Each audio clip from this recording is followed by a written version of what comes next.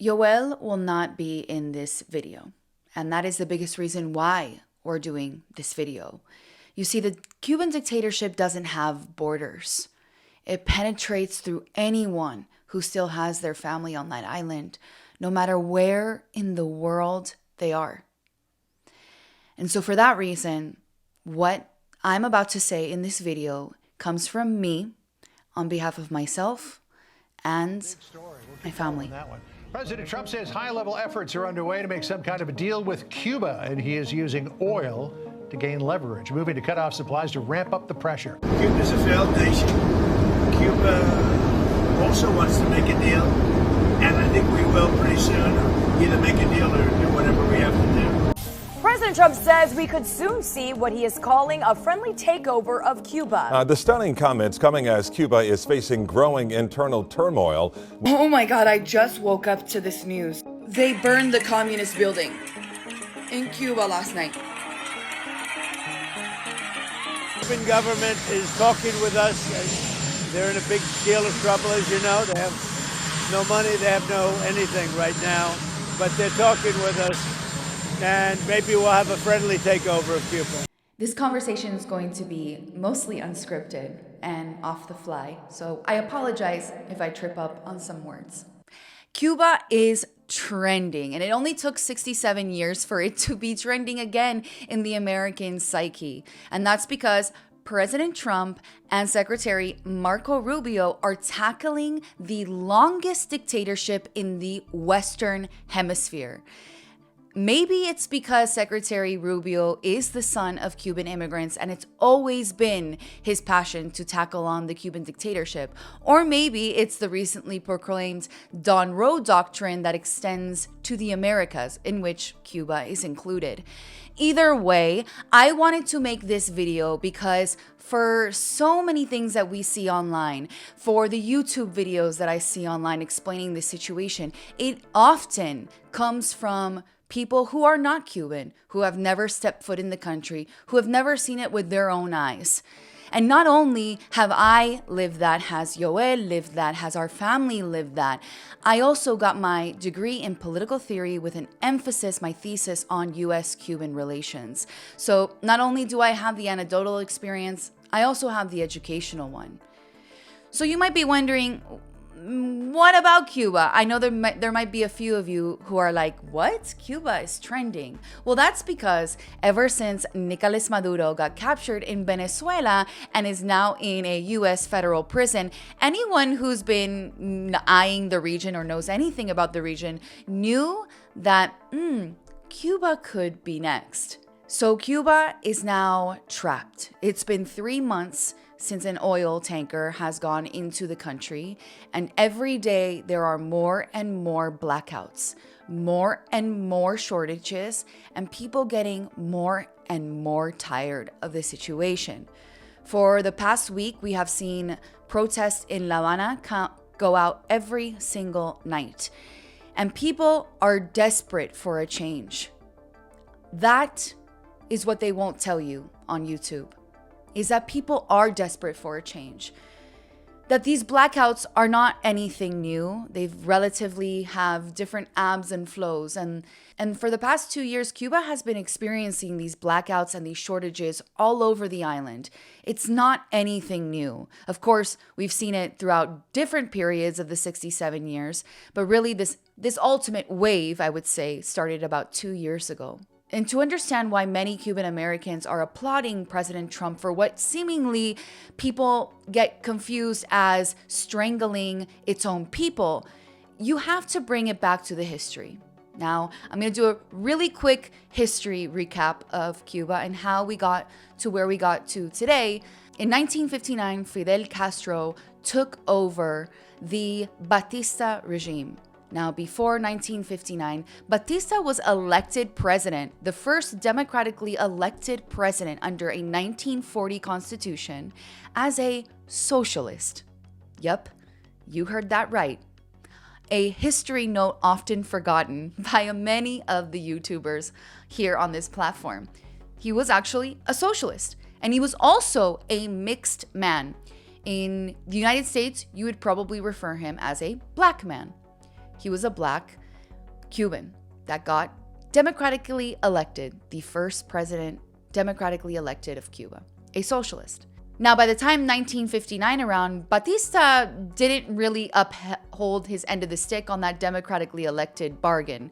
He did a coup d'etat and suppressed some protesters that were protesting for democracy.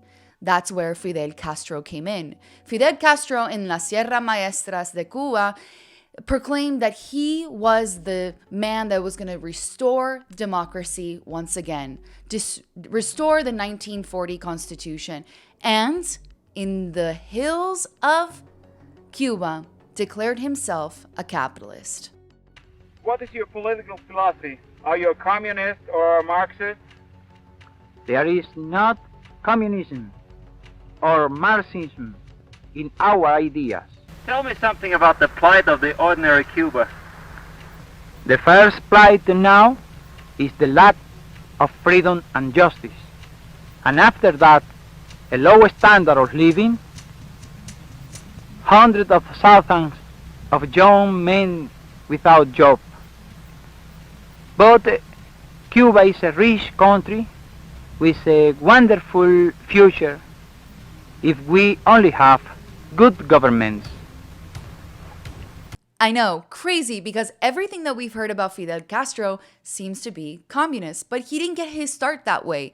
And he really won over the population of Cubans having this platform, restoring democracy, that he was going to be someone who was going to have multi-parties, that going to have free press, we're going to have capitalism.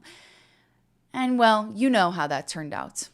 By 1960, Cuba decided that President Nixon wasn't going to be the friendliest to him, so in a desperate move, he aligned with the Soviets, became Marxist, and started nationalizing all land. And because of that, the United States retaliated with an embargo, and a fleet of exiles came to Miami.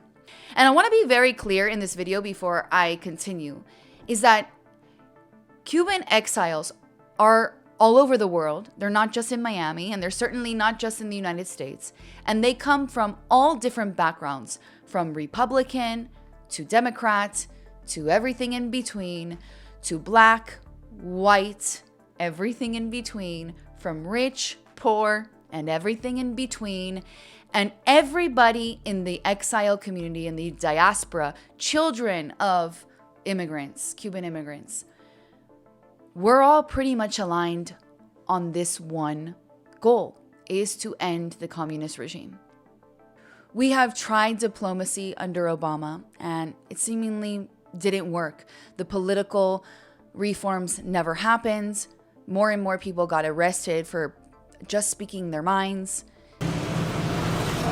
Obama dijo en una ocasión que él vendría a Cuba cuando en Cuba se respetaran los derechos humanos, cuando hubiera cambios en materia de derechos humanos. Quisiera que el presidente Obama me dijera si en estos momentos, esto que él está viendo, 46 domingos seguidos recibiendo golpes, llevados a calabozo, esposadas, si eso es respeto a derechos humanos.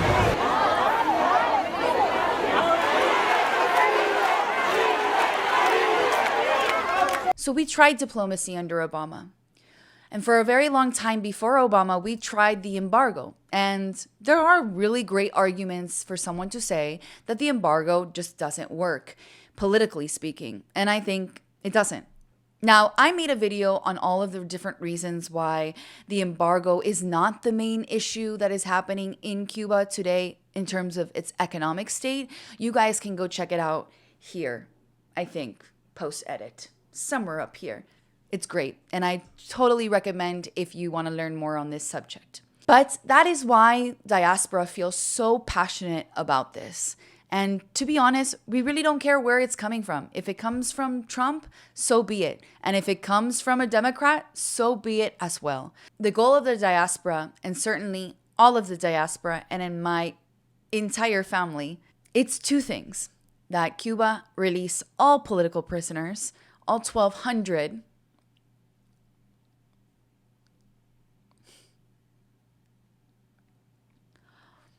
I'm sorry, I'm getting emotional.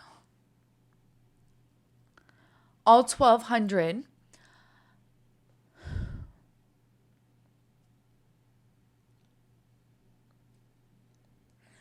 My grandfather was a political prisoner.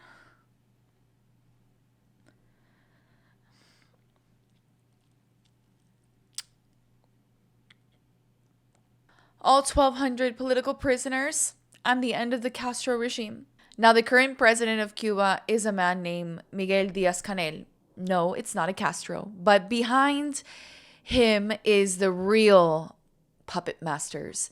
It is the grandson of Raúl Castro, who we name El Cangrejo. And everyone knows that he is the one that really kind of controls everything. And so we want to see the end of all of the Castro regime and the liberation of political prisoners. I don't know why I'm crying. I don't know why I'm crying. Okay. My greatest hope for Cuba is that one day I can make a video with my husband beside me, and that my husband doesn't feel scared to never see his family again because he appears on a video.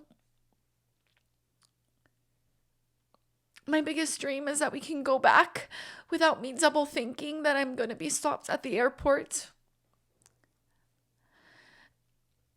My biggest dream for Cuba is that one day we won't ever have to see another Cuban do my first time at a grocery store, my first paycheck, my first time seeing, I don't know, any of the videos that we've done.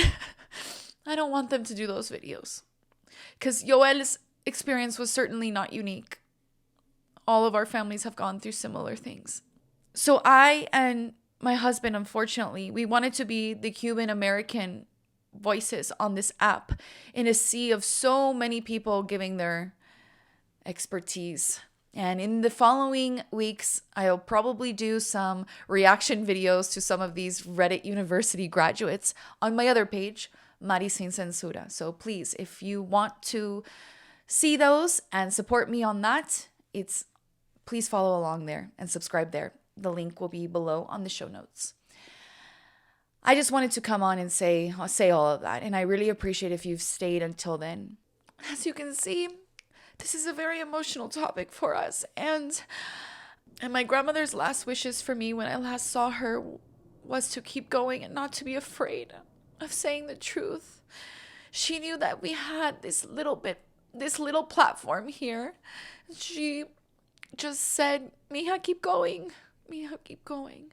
And in her last final wishes, she wanted to be buried. She wanted to go back to Cuba, and we couldn't take her. So I do this for her. So sorry for the tears, but thank you for everyone who has supported us thus far. And we hope that you listen to many different voices, but some of those voices being Cubans themselves. Patria y vida, y que viva Cuba libre. Thank you.